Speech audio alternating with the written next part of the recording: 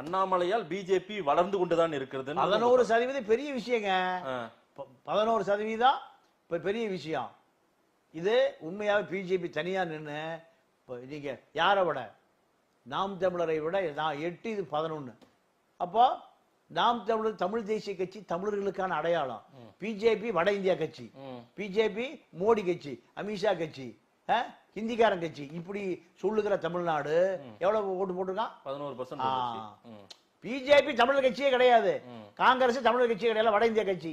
இப்படித்தான் தமிழ்நாட்டில் புரிய வைக்கப்பட்டிருக்கு, சொல்ல வைக்கப்பட்டிருக்கு, நம்பப்பட்டிருக்கு. இந்த கட்சி நீங்க காங்கிரஸ் தனியான 11% வந்ததுன்னா சலகால் புரியாம ஆடும்.